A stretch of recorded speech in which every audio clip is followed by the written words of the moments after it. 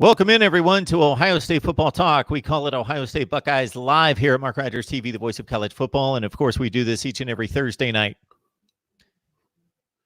All right. Actually, we do it on Wednesday night, but you should have known that the 23rd edition was scheduled to be on Thursday night. So hopefully you kept up with that little scheduling quirk as basketball, I guess, threw us a curveball, I guess, Tony?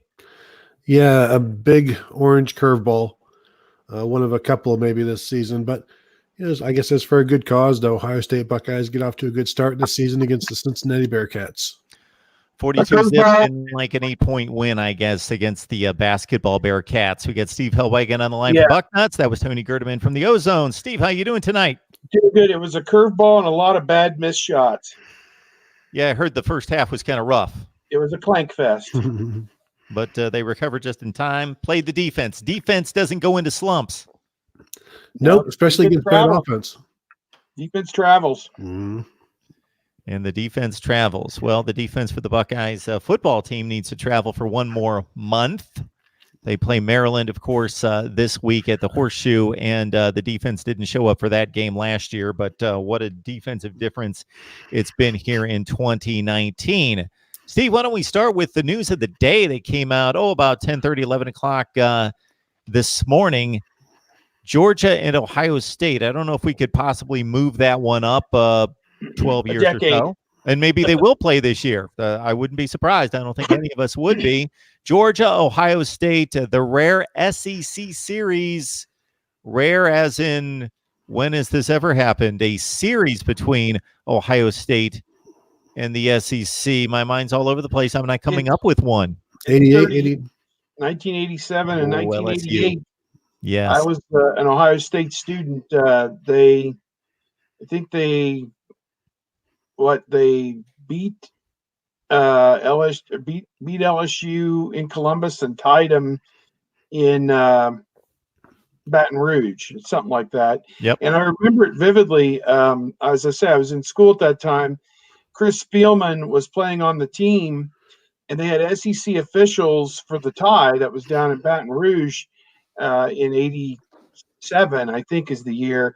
And he said that he was telling the SEC officials he was being held on every play, and they were telling him you got to play through that or whatever. It was like they couldn't get a call, and the game ended up tied like 13-13 or something like that. But and then the following year, Bobby Olive caught a touchdown pass in the final minute from Greg Bry in 1988, and LSU came in. I think all the names are kind of run together. I think Tommy Hodson may have been the quarterback at LSU, and they were a top 10 team.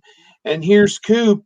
They beat them, and it's one of their 4 wins that year. They beat a top 10 LSU team. The season kind of fell apart after that. Had a couple guys declared ineligible for taking extra benefits and some injuries and just not very good. So, yeah, they haven't played a home and home with the SEC team since then. They played them a bunch in the bowl games, obviously. Did play Georgia and Garrison-Hurst.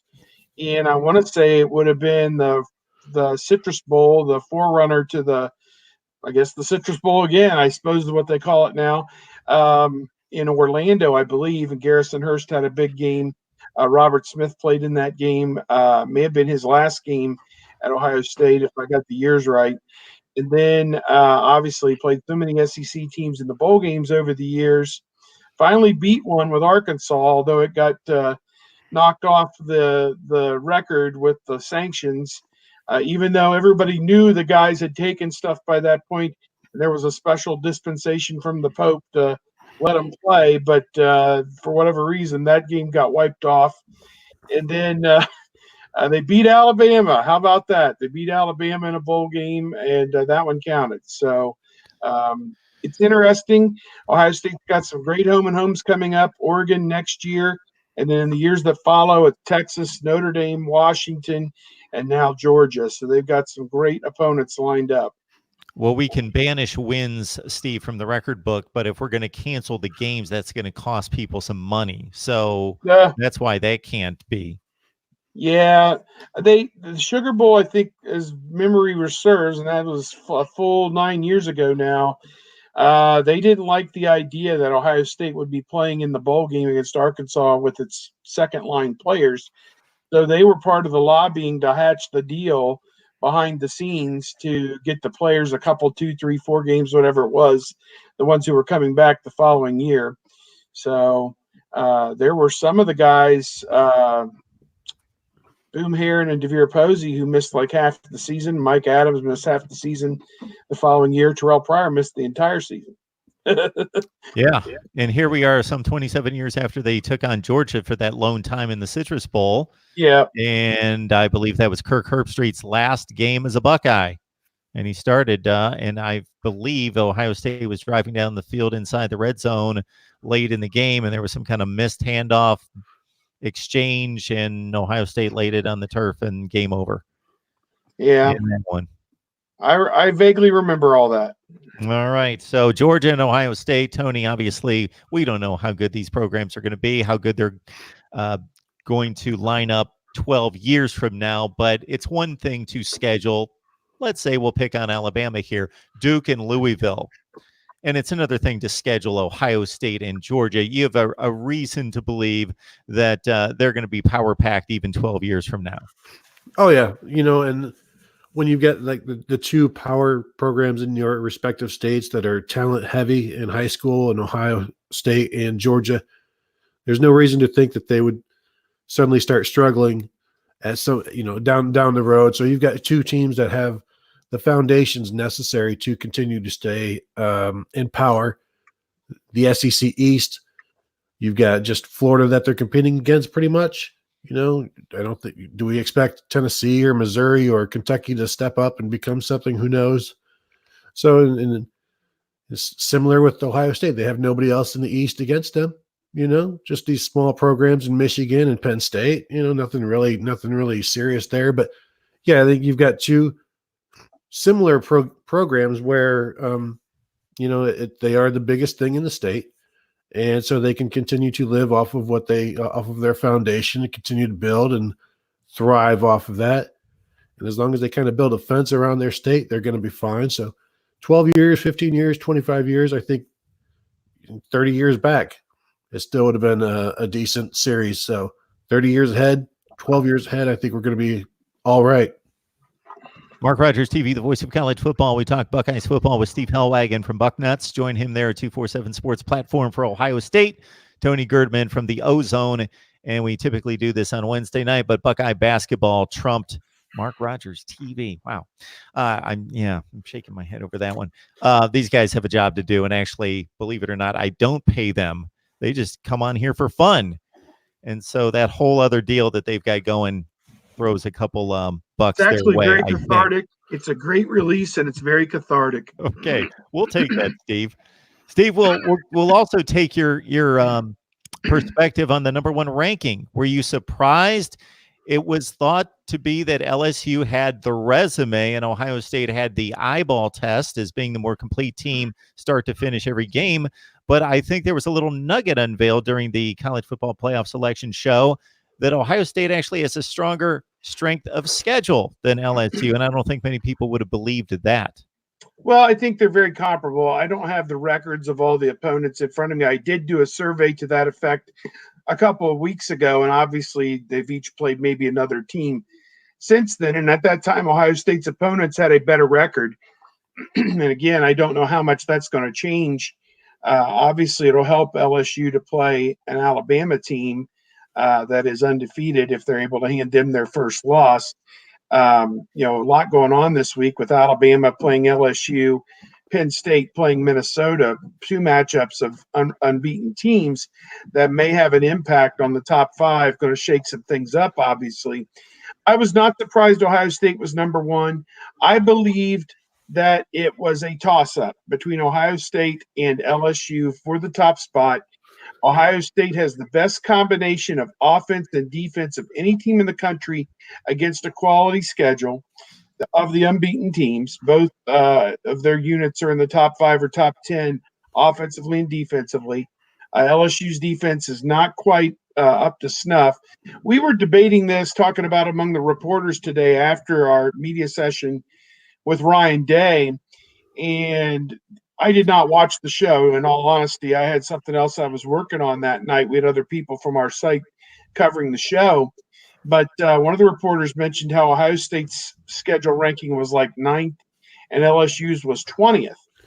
And what was said to me by one of the guys who actually participated in a mock playoff selection committee event a year or two ago was they don't consider 9 to 20 as a major difference. For lack of a better word, those two teams would almost be considered in the same cohort or very comparable, because out of 130 teams, a difference of 10 spots isn't really all that much.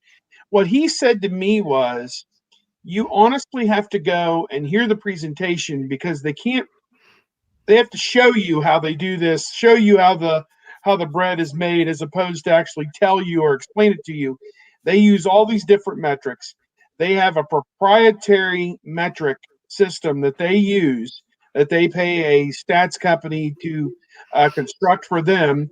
And they're looking at 10 or 15 different categories across the board. And maybe they've whittled it down to the top 10 or 15 schools. And then it's color coded across there with where each of these teams rank. Let's say green, yellow, and red. Green for good. And I'm just simplifying the explanation. And red for not as good. And he said what's apparent to him for Ohio State to be number one is that they looked at that board. There were a lot of greens where Ohio State was concerned across there, and maybe not as many greens for LSU. So whatever they're using, and I personally tried to do my own a couple of weeks ago, and I used the human polls.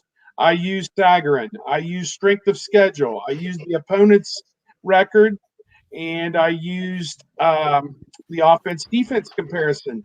I go back to Oklahoma, top 5 in offense, 40, 50, 60, whatever they've been in defense, and you get blown out. You're not a playoff team. At least you're not going to win the playoff. So you need to have a good offense-defense combination. If it's all the same across the board, I want the team that has shown they're very good on both sides of the ball. And I think that's part of what they're looking at as well. So long way around the bend. I personally had LSU and Ohio State almost in a dead heat. Ohio State has got the better combination of offense, defense, played a slightly better schedule. LSU has the marquee wins: Auburn, Florida, at Texas, and potentially, I'm jumping ahead. I'm sure the next question is, what do you think is going to happen?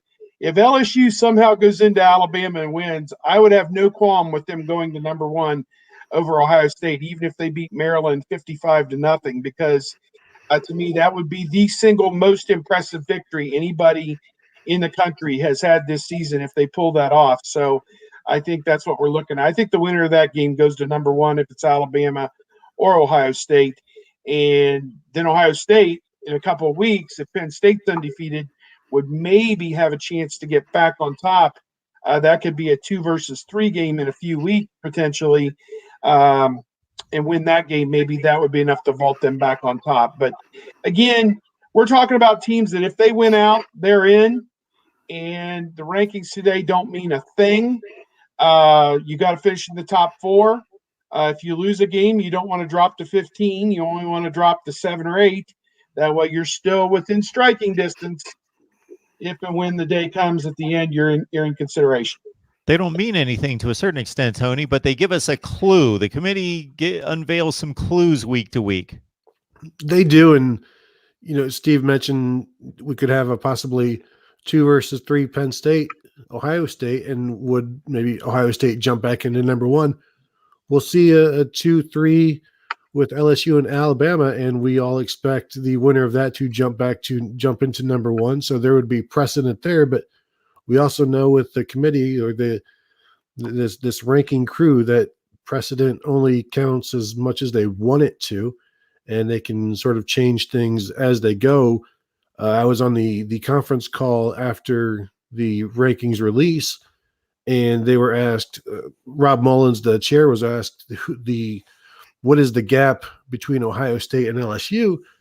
And Mullins proceeded to say a lot of words, but not give really any meaning to what he was saying.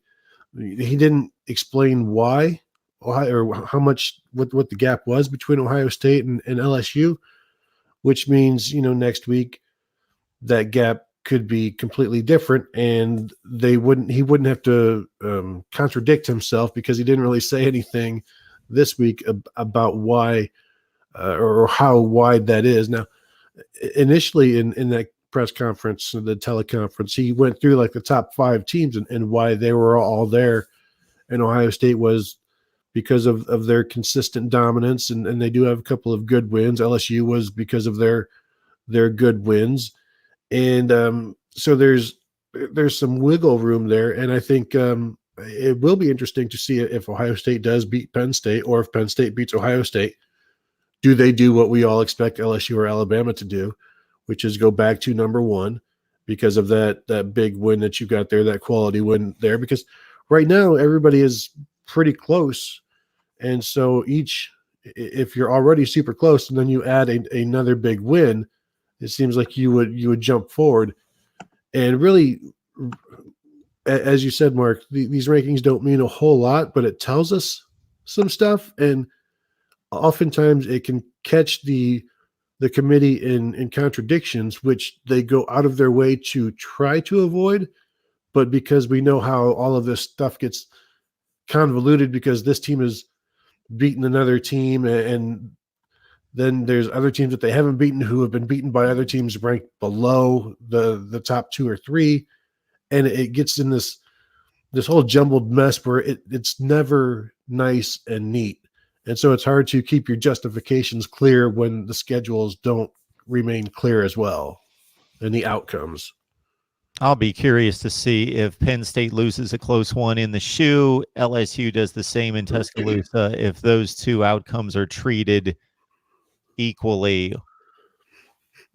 Penn State given the same, and the Big Ten given that type of credibility as the SEC, that, hey, we're just so strong that we can keep teams in the top 4 even after they lose to another top 4 team, especially on the road and especially close, to set up possibly Penn State to get in as a non-division winner. Does Penn State have the wins to do that, though? Yeah, I think you've already got your answer to that, because they're ranked 4th, and LSU is 2, and Alabama's 3. They're ahead of Penn State, and a 1-loss LSU or Alabama would probably be in ahead of a 1-loss Penn State. I don't know. I guess I'd have to think long and hard about that. And of course, there's a lot of scenarios. 1 loss, but win the Big Ten championship. Does that carry more? If you're, what would it be? 11-1 or 12-1 is a lot different than 11-1. The championship is supposed to factor into this in some way. Not that we've ever seen that they've given a conference champion any kind of credence, even though it's written right there in their bylaws that it's supposed to be, kind of a maybe a tiebreaker type thing. If there are 2 like resumes, you're supposed to maybe give a league champion a little bit more consideration if you want. Yeah.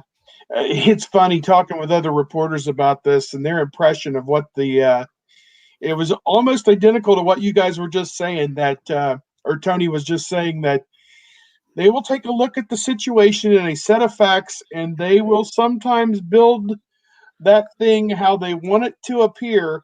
It was like Baylor and TCU were ahead of Ohio State the whole way, and then Ohio State beats Wisconsin 59-0, and it was like, guys, Baylor, TCU, we're sorry. I mean, gosh, we're so sorry. We're sorry. My whole take on that scenario was, why was Oregon and not Alabama included in the 1-loss comparison? Why were they given a free pass into the playoff, and Ohio State, TCU, and Baylor had to be the ones compared? Yeah. It's interesting. And again, another thing, one of the guys we were sitting there who was just pounding the table is like, this is apples to oranges, because everybody, it plays such a different mishmash of opponents and these kind of things. And, I don't know that Sagarin, just as I throw him out there, or whatever proprietary thing the NCAA, the playoff, is using to determine strength of schedule and ranking the teams on a computer basis.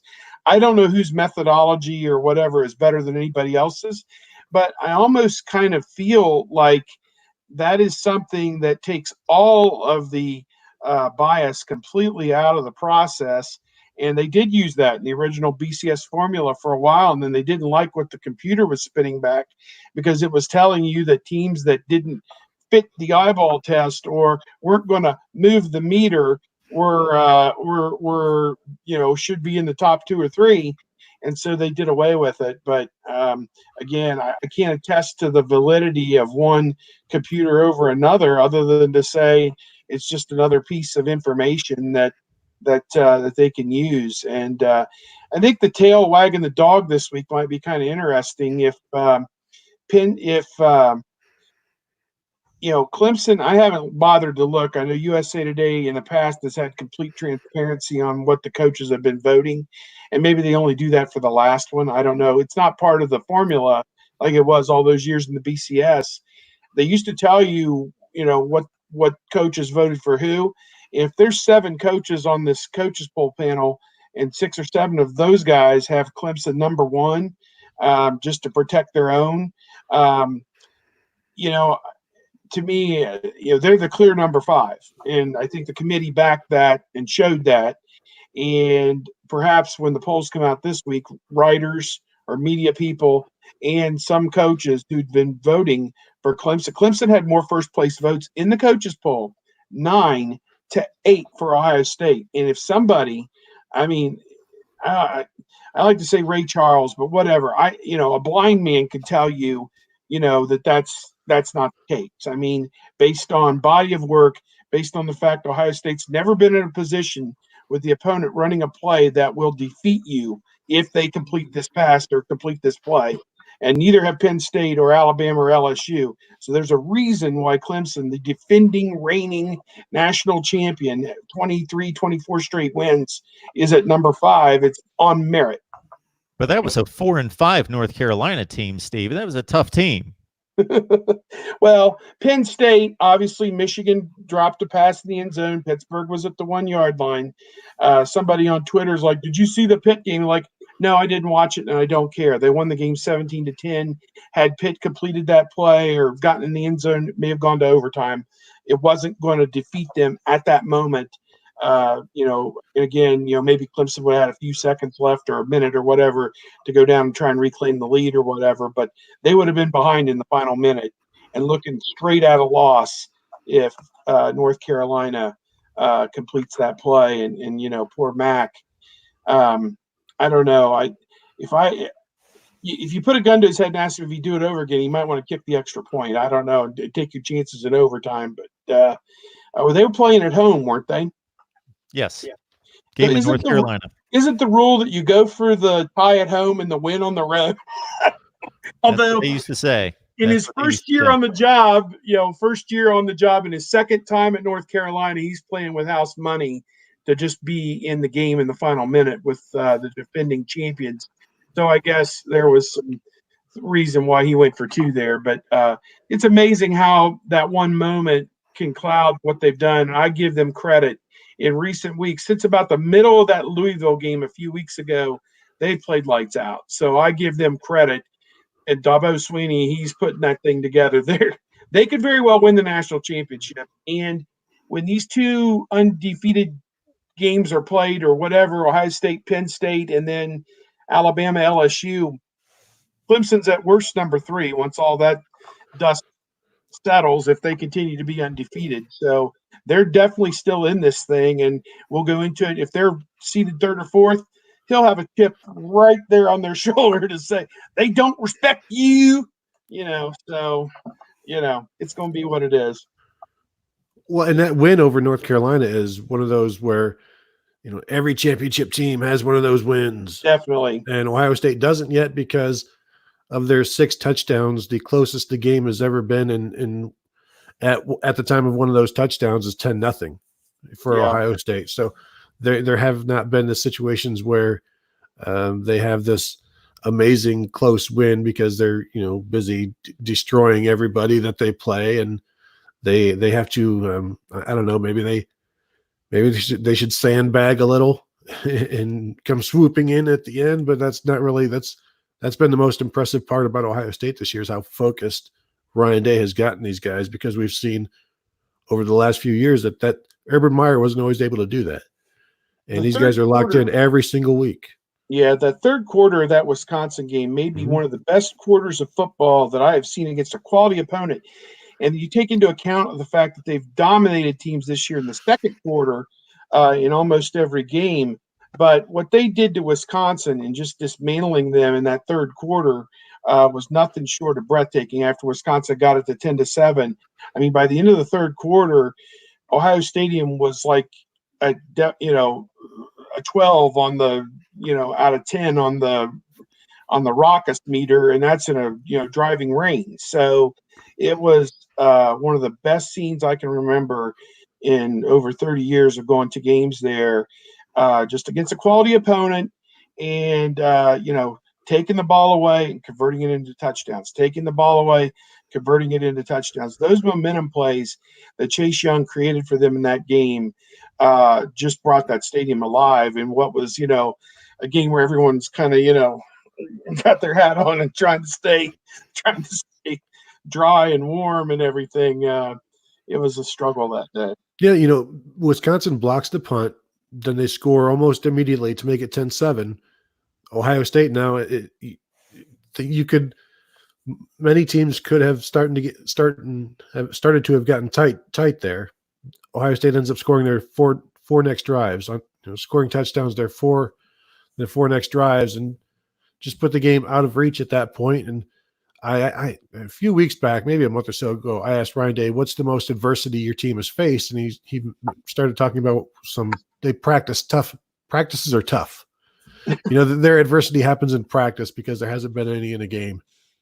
And so this was their first real adversity in a game.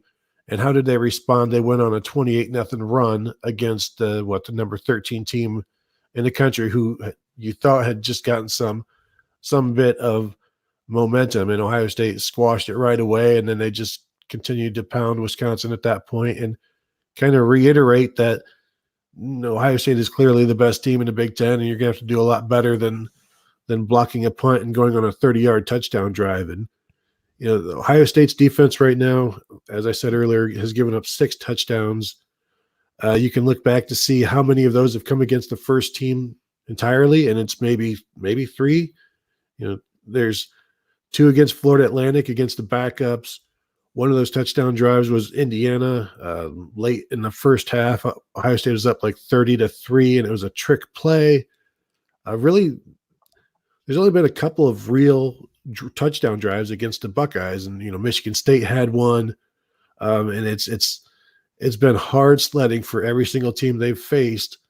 And right now, the weather can get tough, and that can play a role against the offense, but the defense will handle it just fine. Ryan Day talked today about, both teams have to play in adverse conditions, and he has built this team on toughness and has told them that bad weather favors the tougher team. And he is, since the winter, has been trying to turn this team into the tougher team no matter who they face.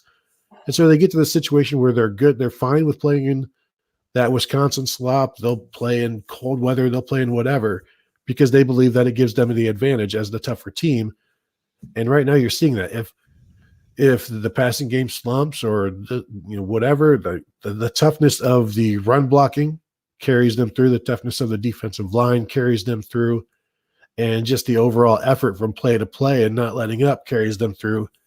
And so it's been interesting and entertaining to watch. It's been impressive to watch, and now you just have to get through these next 2 weeks healthy, basically. New York Buck, thank you so much for the contribution. We appreciate that so much. The super chat is done. If anyone would like to contribute to Mark Rogers TV, the voice of college football, Ohio State Live every Wednesday night. We're talking Buckeyes on a Thursday night this week with Tony Gerdeman from the Ozone and Steve Hellwagon from Bucknuts. Please join them at their respective sites. You get a taste of the insight and information right here, but dive in there at Bucknuts and also theozone.net. So you mentioned somewhere during that diatribe, Tony, there was a little sliver about Urban Meyer's team's letting down. At least when people bring that up to me, and they use the term, as people like to do, me included, always or never, and it's like, well, okay, it happened twice. It didn't happen like 17 years in a row. Happened twice. Okay. I don't know if that's a trend, but it did happen twice.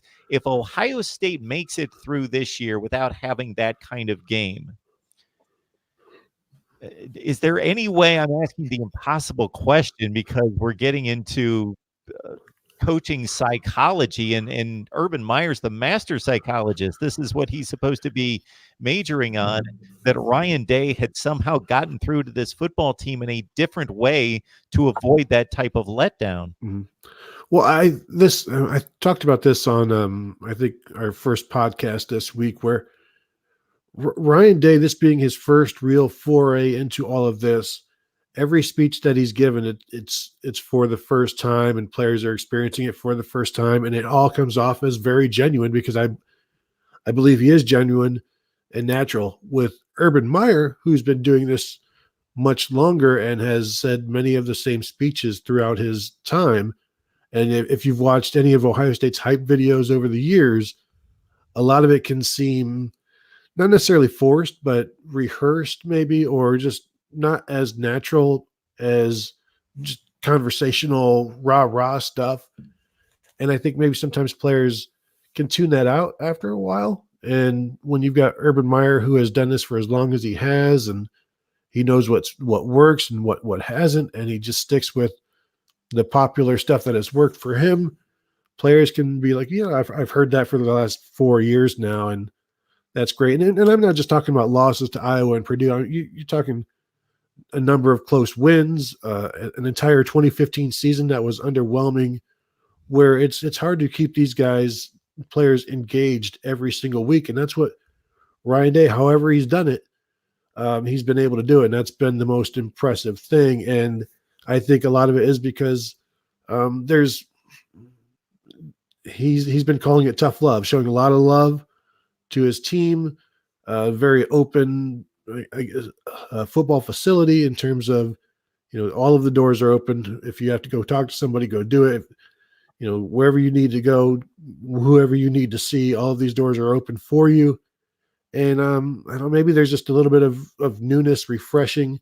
Heck, even Urban Meyer said that after a while things can become stale, and he would have construction projects going on in the WAC after a couple of years, just because sometimes you needed new stuff. You needed to refresh things. And I mean, this has been his biggest, you could say this has been his biggest refreshing project with the new head coach, and handing the program off to Ryan Day. And it's gone pretty well. And it's kind of like at Oklahoma, that was the perfect handoff. At Ohio State, this feels like the perfect handoff. And it's, as Urban Meyer learned from Bob Stoops, it's like the one last great thing you can do as a head coach is to turn the program over and keep that momentum going. And that's what's happened. James Scott, thank you so much. You do this each and every week, multiple times, not just on this stream, but the other live shows and the other live streams that we do throughout the week to try to help out the channel and encourage everyone else to like the videos, because it gets into the recommended videos that you see on YouTube. And we all watch YouTube and see the recommended videos. The stats say if you get into those recommended videos, then the views just skyrocket. Cheryl and others, I'm not going to do a good job of trying to catch up with everybody else, but thank you so much for encouraging others to like the videos. Maryland, yeah, they got those guys again this week. It hasn't been much the same Maryland team that we saw the first 2 weeks, but 1 year ago it was 52-51, and we were all holding our breath as that pass was fluttering into the end zone. That would have been something else. But this Maryland team hasn't played a decent football game outside of, well, Syracuse isn't any good pretty much since then. And so, man, it should, the point spread on this thing, you guys, is 43.5. I saw that. That's crazy in a Big Ten game that doesn't involve Rutgers. Yeah, I did a little bit of research for my cat earlier this week. Somebody asked me if I recall a spread like this. And obviously the Phil Steele book is just completely beneficial when you're asked a question about point spreads. And I've got a stack of Phil Steele books over here. I've got one all the way back to 2010 here, I think. So that goes back 5 years, behind it. So I've got data at my fingertips for the last 14 or 15 years. 2 years ago, they played Illinois, and they were like a 41-point favorite in 2017, and they won the game like 52-14. There have been other ones over the years. There was a game against New Mexico State where they were a 44-point favorite and won the game 45-0. So I'm sure we all mumbled that day as we were leaving the stadium, them guys in Vegas are good. Yeah. That always comes up when they nail it, like they nail every game, but when they do nail it, man, them guys are good. I don't know. There've been a few others. To me, it is extremely difficult. And I have not done a lot of sports gambling in the last 10 years. Maybe when I was younger, I got into it a little bit more and have kind of weaned myself off of that now that I have actual responsibilities in life with kids in college and a daughter who's going to graduate high school this year. I didn't Lack of funza, but my belief and what I've followed is you get much above 35, 38, 40 points, it is difficult to cover that. Alabama was favored big over Ole Miss earlier this year. I know when we were in Nebraska and the line was outrageous and they didn't cover it. So, it's basically a guessing game.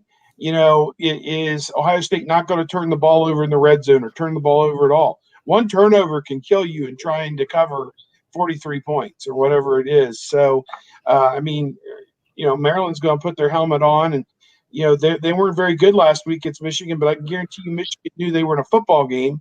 I mean, they played physical football just like everybody else.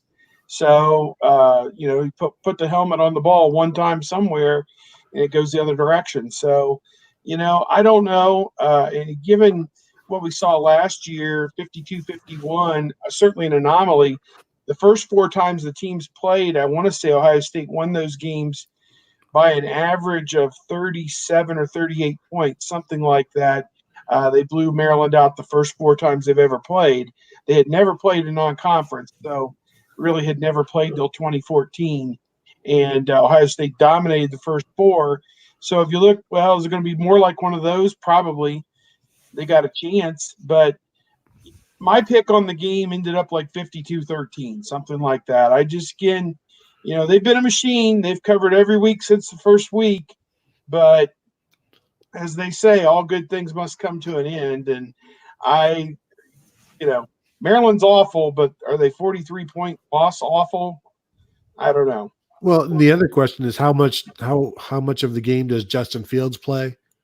Is it just one half? And the defense too. J.K. Dobbins, you've got to do a lot of work in that first half. And then how well does the backup defense in the second half play? And, does Maryland, are they still fighting, or do they just want to get back to town, back home as quickly as possible as well?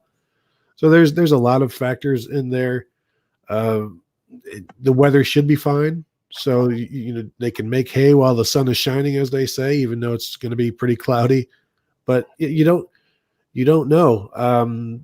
If there's no reason for Justin Fields to come out, sure, they could put 70 if they wanted to, but that's not going to do them any good against Penn State or Michigan. And I think that becomes, once this game is won at halftime, then you move on to the next week and you just try to get out of Dodge as healthy as possible. And 43.5. I ended up going, we'll get to our scores later. I don't think it's a huge concern, although the Michigan last week against Maryland only put up like 330 yards of total offense. They ended up winning that game 38-7, only gave up one kickoff return.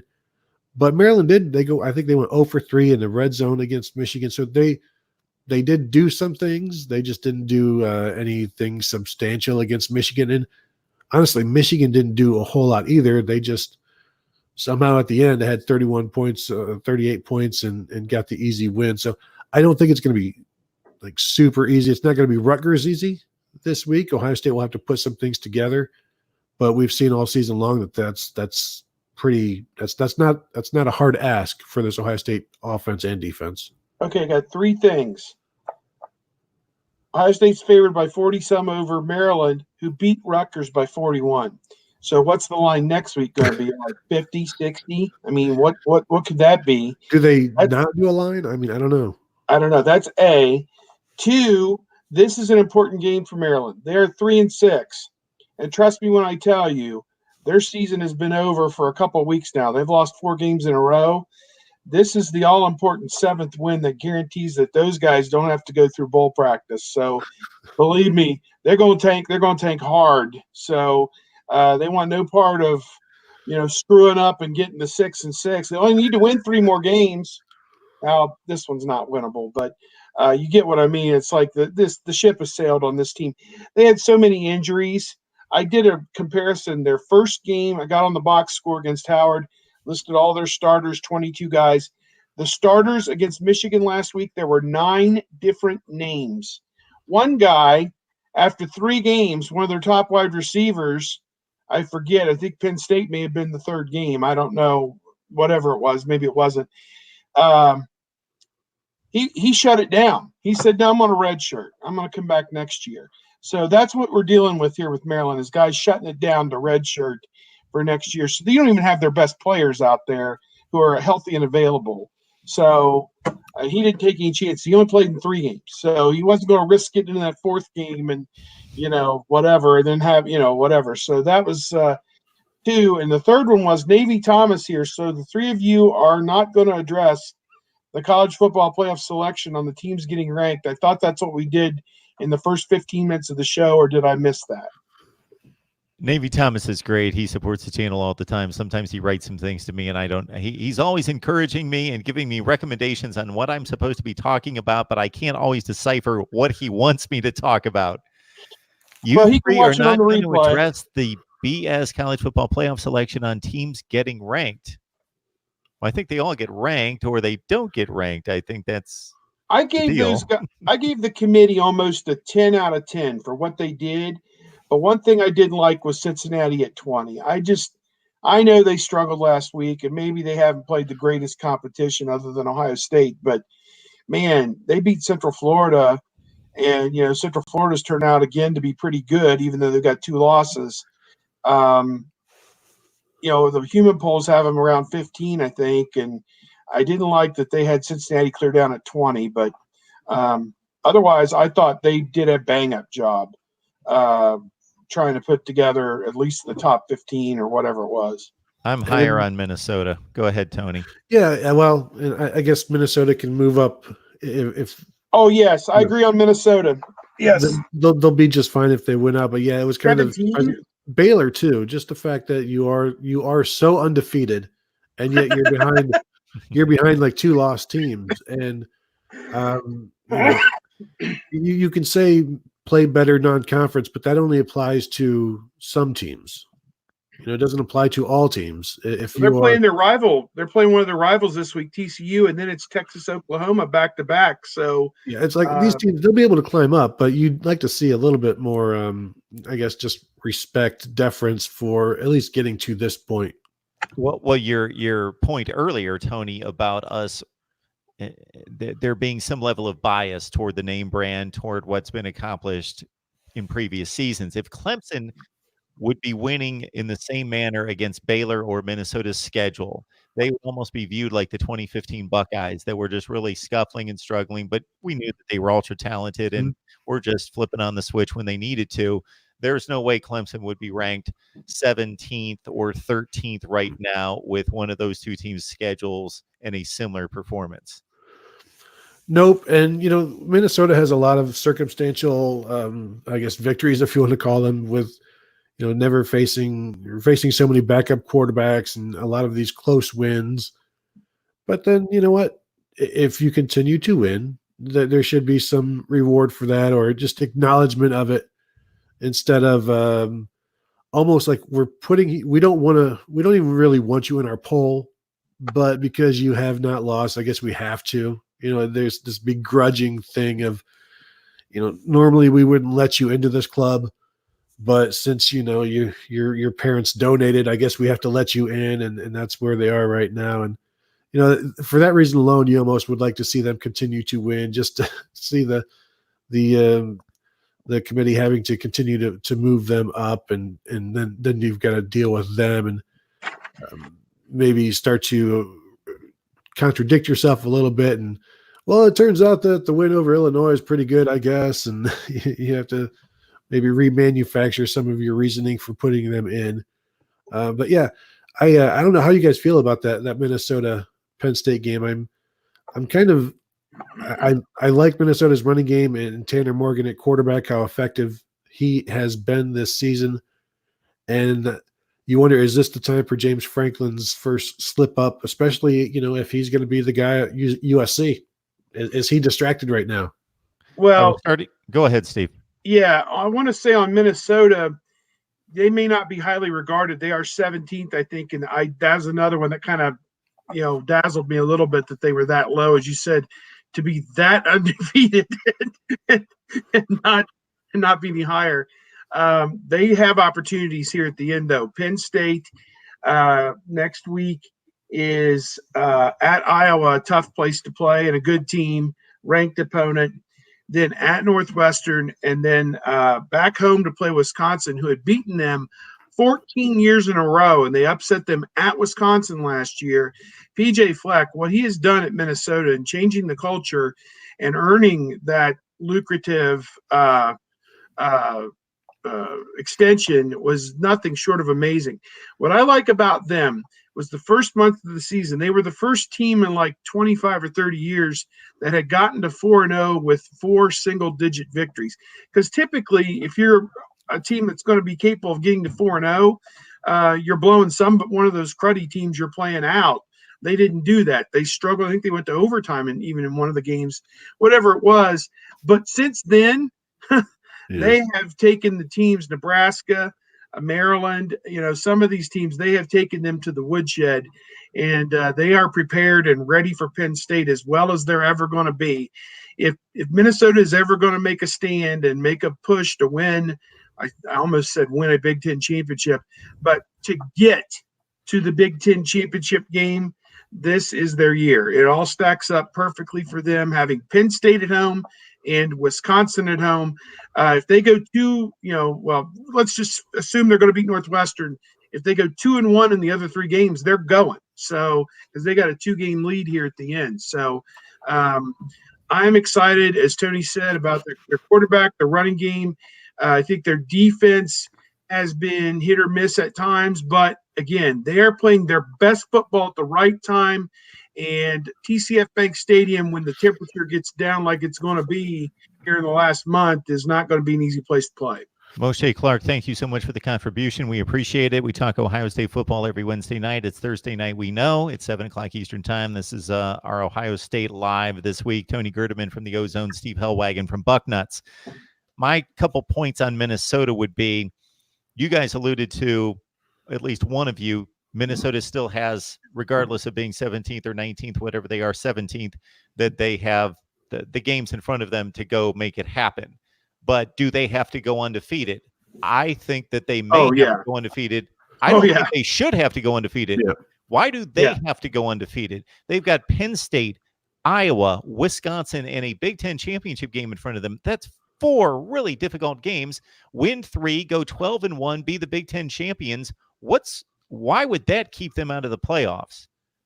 It shouldn't. I believe that it would, but it shouldn't. Well, maybe if those wins are against Penn State and Ohio State and the losses, as long as they get those quality wins, then I think they would have that argument. But you mentioned it a few minutes ago, Mark. If you're not that marquee name, it's hard to get that benefit of the doubt and that one-loss argument. And as soon as you get a loss, you leave yourself up to everybody else's opinion of you. And we already know their opinion of Minnesota or teams that aren't Alabama, Clemson, Ohio State, Georgia. If you're not already getting the benefit of the doubt, good luck getting the benefit of the doubt in November.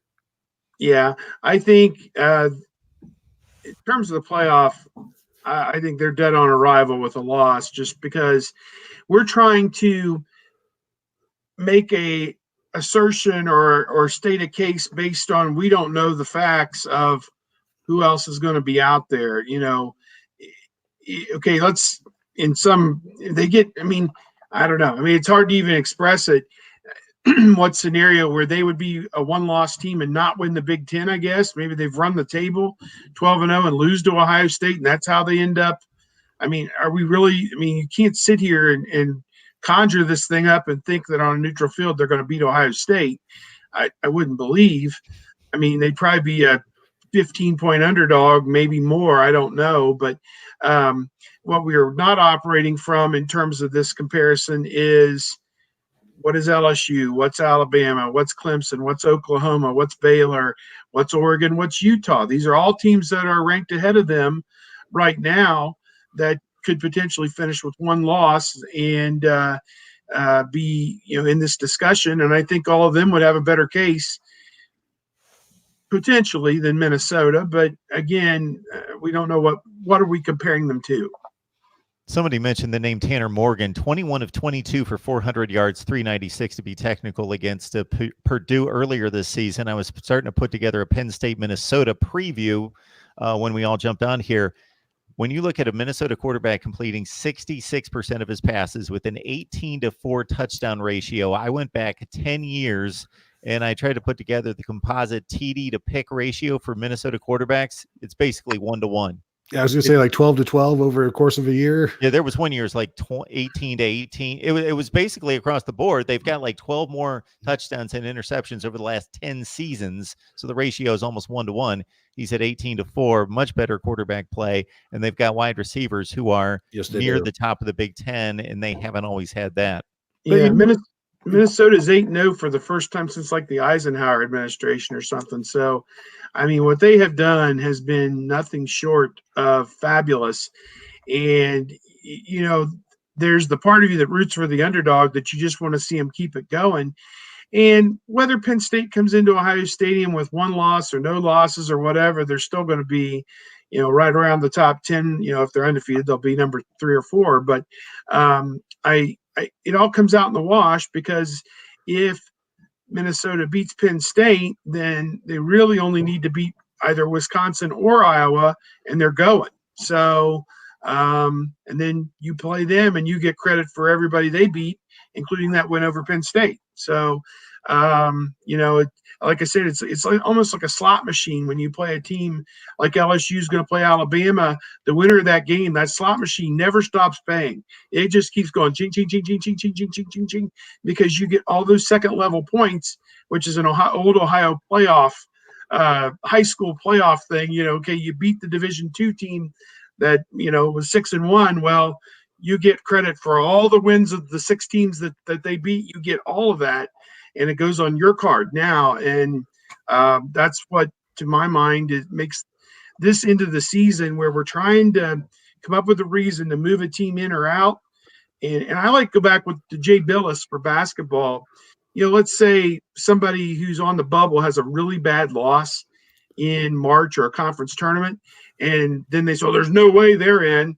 But, 3 weeks earlier, they beat the number 4 ranked team in the country in their conference, and that's a quality win for them. And he would say, I would give that team an edge in a bubble-to-bubble discussion, because I want to know who can beat the best teams in America when I'm seeding a tournament to determine who the best team in America is. So, to me, let's weigh them off how they play against these top teams, or the teams we feel are the top teams. Yeah, I was asked a similar question real quick, Tony. South Carolina and Vanderbilt, or South Carolina and Wake Forest, who left on Clemson's schedule, could beat them. I think Wake Forest week to week is the more consistent team, but South Carolina goes to Georgia, wins that game. They've got the top end talent to give them the puncher's chance.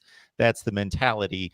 What team is capable at its best, or the floor on Ohio State presumably was lower than the other top teams the 2 years that they had the big letdowns. Yeah, with that whole Wake Forest thing, they can score enough, they can make things interesting. But when you're talking about Clemson's schedule, you're almost having to build up their opponents. Like maybe they could, and we've seen South Carolina, what they did against Georgia, so we know they're dangerous. But I think South Carolina also got blown up by like Tennessee So you have to manufacture some of the drama when it comes to Clemson's schedule, but they've also shown that they're okay with that. They don't mind a little drama because of that. Think back to the North Carolina game, but they've turned it on really well, and I don't think anybody expects any upsets here on out. And I don't even know who they'd be playing in the ACC championship game. Virginia. But Potentially, Virginia has to lead down that other division, and Virginia is 6-3, could get to 9-3, so they're probably a top 15 or 20 team if they can win their next 3 games. And here's the thing: we're debating Clemson and quality of schedule and whatever. As we've said, when Alabama plays LSU and Ohio State plays Penn State, the worst a 13-0 Clemson team is number 3, which is basically the same as being number 2. It's just the color jersey you're wearing in the playoff, white versus whatever. Purple or orange, whatever their other color is. I'm being an idiot, but I think these kids care about what jerseys. Oh, I know. Forgot that special playoff purple is what they need. And they could be number 3, and if Ohio State is number 1 and wants to play in out west, then Clemson could be 3 and still playing where they'd rather play in the playoffs. We're at week 10, and we're already. Again, I'm guilty of this as much as anybody, putting the cart before the horse and worrying about the seedings. It's Maryland week. Where they're going to, it's Maryland week. Where they're going to send the teams. Where would one be if it's LSU? Where would Ohio State be if they're 1? And all this other malarkey that honestly is immaterial in comparison to the games that are going to be played in the next 5 weeks. And, for Clemson, again, as I said, it's motivation for them. If they get put in this thing at number 3 behind the Ohio State Penn State winner and the LSU Alabama winner, and they're going to say, well, we've now won 27 or 28 games in a row, and you people have really an affront to our credibility, etc. It'd be 28 in a row if they get to 13-0. This is a total disrespect move if we're not number 1. Well, what freaking difference does it make if you're 1, 2, 3, or 4? Ohio State won the first one as the 4. So you're in. You got to beat 2 very good teams away from your stadium. Could be a potentially bad situation if you're, have to go to New Orleans and play LSU. Are you kidding me? I mean, we saw that. Won the thing. We saw that with Ohio State. They had to go down there and play LSU in the Sugar Bowl for the championship, and they loaded that thing up. I mean, I would say it was probably running like, 50% LSU, 30% Ohio State, and 20% didn't care. I mean, it was essentially an LSU away from home game. So that's something you think about. But again, just get into the thing. I mean, all this squawking about we're 5. Well, in 2 weeks, you're not going to be number 5 if you win your next 2 games. You're going to be number 3 or number 2. So just keep your mouth shut, keep your head down, and go win your games. I think Ohio State was 16 in the first poll in 2014. Yeah. So who's going to win it this year? I think Kansas State. I think they're lined up at number 16. There you go. That's a heck of a debut for their coach. We enjoyed the conversation earlier today with Uncle Lou. Join him on right here on YouTube. LouTube, Uncle Lou. He's given us a couple contributions, my man, Uncle Lou. And you got to understand, guys, Uncle Lou is a Georgia guy. So any dig he can give against the Buckeyes and Justin Fields, their former quarterback of sorts. What do you think Justin Fields back right now? Just trying to make sure the Buckeyes don't back out of those Georgia games. Wasn't that? I think that was the Jim Delaney thing with the Pac-12 agreement where Ohio State had some home and homes with like Georgia and Tennessee, but because of what the Big Ten wanted to do with the Pac-12, having these crossover games and going to a 9-game conference schedule, there really wasn't.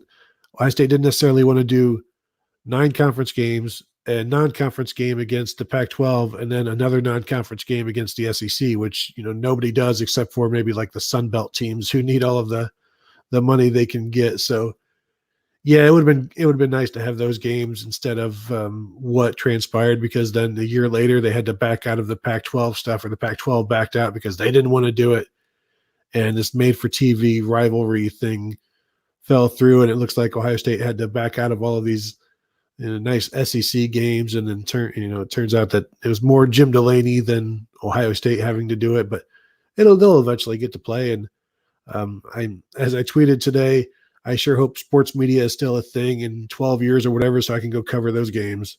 Yeah. Ohio State, and really, I put this on Twitter. This is what a team that wants to contend for a national championship does. You play your 9 conference games, you play one very good out-of-conference opponent. And again, I mean, they were somewhat victimized. I mean, Virginia Tech had been pretty good, and obviously Virginia Tech upset them, so maybe that's not the right example. But Washington, Jim Tressel took a team out to Washington when Tyrone Willingham was there, and they couldn't even put their shoulder pads and helmets on right. So it was, you play a name team, and these things are set up so many years in advance, and you never know if it's going to be a top 10 team or it's going to be a top 25 team or even outside the rankings. But, you look at it and feel that over time, Texas, Washington, Notre Dame, Georgia, and Oregon have been, and Oregon is cycling back up. You got to love what they're doing right now. For Ohio State to go out to Oregon next year, I mean, Oregon could backdoor their way into this playoff this year if they went out and get the proper help. So very easily, I mean, I say easily, they have to beat Utah. They may not need help. They may not need help. They may be one of the top 4 teams on merit. And for Ohio State to go out there to Oregon next year to the famed Autzen Stadium, I mean, that is just as exciting as it can possibly be. I mean, they played there, I think, in the 50s or 60s. Believe it or not, Ohio State and Oregon have played home and home, but it was a zillion. I think Ohio State may have been the opponent for the very first game at a refurbished or renovated Autzen Stadium. Like whenever they upgraded it, maybe in the 60s to get it up to modern times then, I think they brought Ohio State in as like the opponent that time, maybe when they added seats or whatever. I remember this just vaguely because they played in the Rose Bowl, obviously, a few years ago. So I still have that kind of in my memory from a few years ago. But yeah, that just gets you so excited. Those intersectional non-conference games that with teams that you never play. I mean, Texas, they saw them in a bowl game and they did have the home and home with them, but up till then they'd never played, and they've played them now 3 or 4 times here in the last 3 times, I guess, in the last 15 years. And I believe they'd never played previously. So that's kind of neat. The Buckeyes also played Oregon, I believe, in Earl Bruce's final season in Columbus. And they also, this has taken us way down trivia trail.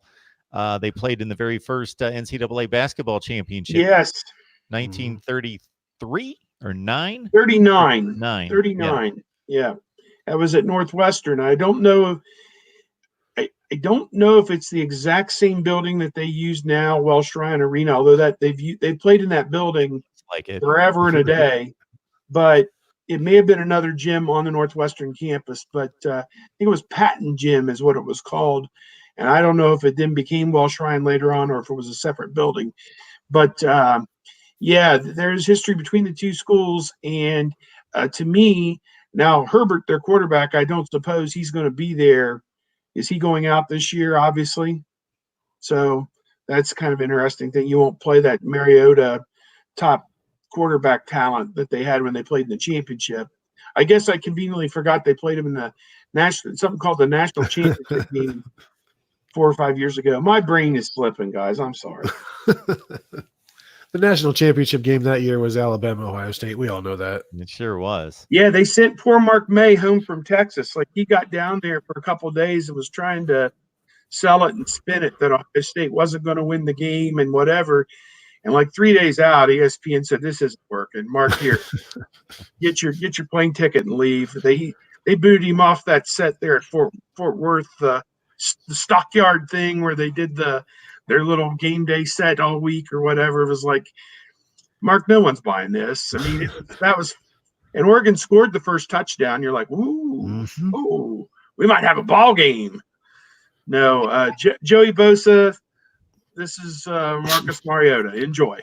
My thought, the last 2 times Ohio State has played Oregon in that championship Rose Bowl and all that, time elapsed between the two games when you talk the game to death, and all you hear is that Oregon's too fast, too much spacing, too quick, the pace of the play too fast is all I think of, and I just take it, and this doesn't work every time, but I just think, who's going to have more NFL players in 5 years? It's not even close. I'll take Ohio State. And I think they were a 5-point underdog both times. Oh, yeah. But Wisconsin, Alabama, and Oregon. Yep. But you also go back to the 2009 season where Ohio State and Oregon played in the Rose Bowl, and the same concerns about the up-tempo speed from Oregon. Yep. That's what I'm saying. Was brought up there. And I think I Tressel was asking, how are you going to handle this up-tempo offense? And I think his words were, we have an up-tempo defense. And they did. We can get lined up. Yes. That was a heck of a game. I mean, Masoli, I think, fumbled the ball into the end zone going in. Otherwise, that would have been – and Terrell Pryor made a couple of great back shoulder throws to DeVere Posey.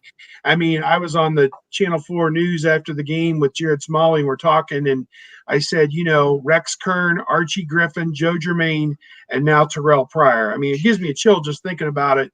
What he was able to do on that afternoon at the Rose Bowl was, maybe his finest hour as a Buckeye. And, the Rose Bowl is never something that you take for granted or look down on. I mean, that game last year with Washington, they were up big early and it became a game late, but to win a game and to play in that setting and everything else that goes with it, there's very few things in college sports any better than going to play a game at the Rose Bowl. Very, very few things. Guys, we're going to lock this one away for the off season because we don't have time and we got to talk what's actually happening now. But has anyone, I'm sure there are, but one of the more underrated quarterbacking careers in the history of college football was turned in by Terrell Pryor. He won 3 Big Ten championships. He was a game MVP in a Rose Bowl and a Sugar Bowl for top 5 rated teams. And I don't see that guy in any kind of list. He barely lost a game in 3 years. And I just thought he had an exceptional career for 3 excellent teams. He was never all Big Ten, but he was the only quarterback at the time who took his team to 4 consecutive BCS bowl games, doing it as a true freshman, true sophomore, or 3 consecutive rather, as a true freshman, true sophomore, and true junior. So he did some things that no other quarterback did, but he was never quite the guy you always wanted, but he was still really good as the guy he was. Well, and I think part of the issue that he's not regarded with some of the all-time greats is because of the sanctions, they had to amend his records. And I think if you had his true records, what he did on the field, I think you'd be astounded with some of the things he did in terms of total offense and touchdowns and different things, because he would run for touchdowns and he would throw for a few as well. I don't know that he was on a Troy Smith plane as a thrower or a Braxton Miller plane as a runner, or a JT Barrett playing as a winner. But I'm going to tell you something. He was fabulous. I mean, there's just not a whole lot you could really think about it. So, yeah, I know a lot of people enjoyed watching him play at Ohio State. 10-3, lost to Texas in the last few seconds in the Fiesta Bowl, tied for the Big Ten championship that year, won the Rose Bowl 11-2, finished in the top 5 in the country, was the MVP of the game, won the Sugar Bowl 12-1, top 5 team in the nation, another Big Ten championship tie. Not bad. And most teams would take that. There'll be people flooding in and saying it was his wrongdoing that cost Jim Tressel his job. Well, in some short manner, you could make that narrow assumption.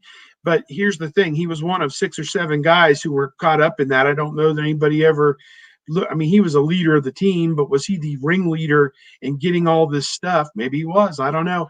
Jim Tressel made his own bed, though, when he did not come clean with what information he needed to give to the investigators. So that's always been my take. Yeah, Terrell and the guys brought down a regime and brought down a guy who was one of the most beloved figures in Ohio State football history. But at the end of the day, he also he was duty bound to do the right thing, and he didn't do it. And I like Jim Tressel as well as anybody I've ever met, and he's a great guy. But he lost his job result of some really bad circumstances. All right, guys, the much anticipated predictions portion of the show, especially in Maryland week.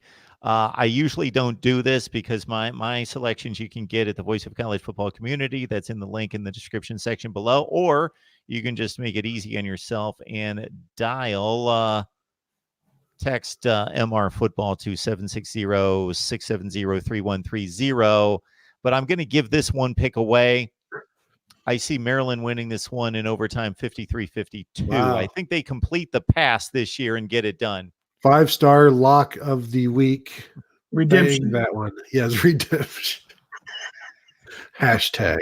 How it could have been. Yes. I'm going to go. I'll give you my score. I'm going 52-7.